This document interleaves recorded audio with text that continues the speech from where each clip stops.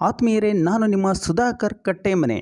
ಇವತ್ತಿನ ಒಂದು ವಿಡಿಯೋದಲ್ಲಿ ನಾನು ನಿಮಗೆ ತಿಳಿಸಿಕೊಡ್ತಿರುವಂತಹ ಒಂದು ಪ್ರಮುಖ ಸ್ಥಳ, ಅದು ಉತ್ತರ ಕನ್ನಡ ಜಿಲ್ಲೆಯ ಪ್ರಮುಖ ಪ್ರೇಕ್ಷಣೀಯ ಸ್ಥಳಗಳಲ್ಲಿ ಒಂದಾಗಿರುವಂತಹ ಯಾಣ.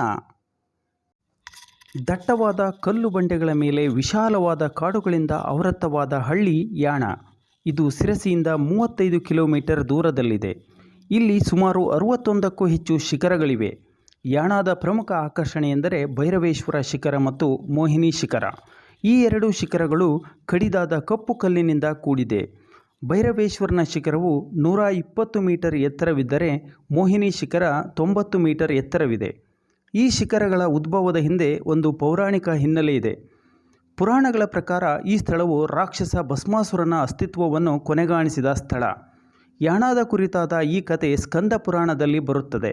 ಅಸುರ ಭಸ್ಮಾಸುರನು ಶಿವನನ್ನು ಕುರಿತು ತಪಸ್ಸು ಮಾಡಿ ತಾನು ಯಾರ ತಲೆಯ ಮೇಲೆ ಕೈಯಿಡುತ್ತಾನೆಯೋ ಅವರು ಸುಟ್ಟು ಭಸ್ಮವಾಗಲಿ ಎಂದು ಅಪರೂಪದ ವರವನ್ನು ಪಡೆಯುತ್ತಾನೆ. ದುಷ್ಟ ಭಸ್ಮಾಸುರನು ತನಗೆ ದೊರೆತ ಈ ವರವನ್ನು ಶಿವನ ತಲೆಯ ಮೇಲೆ ಕೈಯಿಟ್ಟು ಪರೀಕ್ಷೆ ಮಾಡಲು ಹೊರಡುತ್ತಾನೆ. ಪರಮೇಶ್ವರನು ತಪ್ಪಿಸಿಕೊಂಡು ಓಡಲು ಪ್ರಾರಂಭಿಸುತ್ತಾನೆ. ಭಸ್ಮಾಸುರ ಬಿಡದೆ ಶಿವನನ್ನು ಹಿಂಬಾಲಿಸುತ್ತಾನೆ. ತಪ್ಪಿಸಿಕೊಂಡ ಶಿವ ನೇರವಾಗಿ ಮಹಾವಿಷ್ಣುವಿನ ಬೇಟೆಯಾಗಿ ನಡೆದ ವಿಷಯವನ್ನು ತಿಳಿಸಿ ವಿಷ್ಣುವಿನ ಸಹಾಯ ಕೇಳುತ್ತಾನೆ. ಪರಮೇಶ್ವರನನ್ನು ಪಾರು ಮಾಡಲು ಶ್ರೀಹರಿ ಸುಂದರವಾದ ಮೋಹಿನಿಯ ರೂಪವನ್ನು ಧರಿಸುತ್ತಾನೆ. ಮೋಹಿನಿ ರೂಪದ ವಿಷ್ಣು ಭಸ್ಮಾಸುರನನ್ನು ತನ್ನ ಸೌಂದರ್ಯದಿಂದ ಮೋಹಗೊಳಿಸುತ್ತಾನೆ. ಮೋಹಿನಿಯ ರೂಪಲಾವಣ್ಯಕ್ಕೆ ಮರುಳಾದ ಭಸ್ಮಾಸುರ ತನ್ನನ್ನು ಮದುವೆಯಾಗುವಂತೆ ಕೇಳುತ್ತಾನೆ. ತಾನು ಹಾಕುವ ಷರತ್ತಿಗೆ ಒಪ್ಪುವುದಾದರೆ ಮಾತ್ರ ಮದುವೆ ಆಗುತ್ತೇನೆ ಎಂದು ಹೇಳುತ್ತಾಳೆ. ಮೋಹಿನಿಯ ಸೌಂದರ್ಯದಿಂದ ಕುರುಡಾದ ಭಸ್ಮಾಸುರ ಯಾವುದೇ ಷರತ್ತಿಗೂ ಬದ್ಧ ಎಂದು ಹೇಳುತ್ತಾನೆ. ಮೋಹಿನಿ ಭಸ್ಮಾಸುರರ ಬಳಿ ತಾನು ನರ್ತಿಸಿದಂತೆ ನೀನೂ ಸಹ ನರ್ತಿಸಬೇಕು ಎಂದು ಹೇಳುತ್ತಾಳೆ. ಭಸ್ಮಾಸುರ ಒಪ್ಪಿಗೆ ಸೂಚಿಸುತ್ತಾನೆ. ಇಬ್ಬರೂ ನರ್ತಿಸಲು ಪ್ರಾರಂಭಿಸುತ್ತಾರೆ. ನರ್ತಿಸುತ್ತಾ ಒಂದು ಸಲ ಮೋಹಿನಿ ತಲೆಯ ಮೇಲೆ ಕೈ ಇಡುತ್ತಾಳೆ. ಮೋಹಿನಿಯ ಮೋಹದ ಬಲೆಯಲ್ಲಿ ಅರಿವಿಲ್ಲದೆ ಭಸ್ಮಾಸುರ ತಾನೂ ಕೂಡ ತಲೆಯ ಮೇಲೆ ಕೈ ಇಟ್ಟುಕೊಳ್ಳುತ್ತಾನೆ.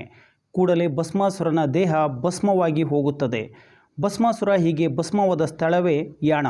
ಈ ಸಮಯದಲ್ಲಿ ಉದ್ಭವಿಸಿದ ತೀವ್ರವಾದ ಬೆಂಕಿಯಿಂದ ಇಲ್ಲಿನ ಬಂಡೆಗಳು ರಚನೆಯಾಯಿತು ಎಂಬುದು ನಂಬಿಕೆ. ಇಲ್ಲಿನ ಸುತ್ತಮುತ್ತಲಿನ ಪ್ರದೇಶದಲ್ಲಿ ಘಟನೆಯ ಸಲುವಾಗಿ ಕಪ್ಪು ಬಣ್ಣದ ಭಸ್ಮ ಕೂಡ ಕಾಣಿಸುತ್ತದೆ. ಗಳಲ್ಲಿ ದೊಡ್ಡದಾಗಿರುವ ಶಿಖರ ಶಿವನ ಪ್ರತಿರೂಪವಾಗಿ ಭೈರವೇಶ್ವರ ಶಿಖರ ಎಂದು, ಸ್ವಲ್ಪ ಚಿಕ್ಕದಾಗಿರುವ ಶಿಖರ ವಿಷ್ಣುವಿನ ಪ್ರತಿರೂಪವಾಗಿ ಮೋಹಿನಿ ಶಿಖರ ಎಂದು ಪ್ರಸಿದ್ಧವಾದವು. ಭೈರವೇಶ್ವರನ ಶಿಖರದ ಬಂಡೆಯ ಮಧ್ಯದಲ್ಲಿ ಸೀಳು ಇದ್ದು ನೆತ್ತಿಯ ಮೇಲೆ ನೀರು ಬೀಳುತ್ತಿರುತ್ತದೆ.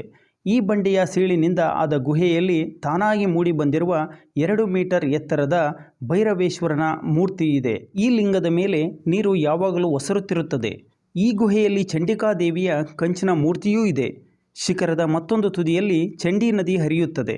ಈ ನದಿ ಮುಂದೆ ಉಪ್ಪಿನಪಟ್ಟಣ ಎಂಬಲ್ಲಿ ಅಘನಾಶಿನಿ ನದಿಯನ್ನು ಸೇರುತ್ತದೆ. ಈ ಸಂಗಮವನ್ನು ಇಲ್ಲಿಯ ಸ್ಥಳೀಯರು ಗಂಗೋದ್ಭವ ಎಂದು ಕರೆಯುತ್ತಾರೆ. ಶಿವರಾತ್ರಿಯ ದಿನ ಇಲ್ಲಿ ಪೂಜೆ ಸಲ್ಲಿಸಿ ದಂಡ ತೀರ್ಥದ ನೀರನ್ನು ಗೋಕರ್ಣದ ಮಹಾಬಲೇಶ್ವರನಿಗೆ ಅರ್ಪಿಸಿದರೆ ಪುಣ್ಯವೆಂಬ ನಂಬಿಕೆ ಇದೆ.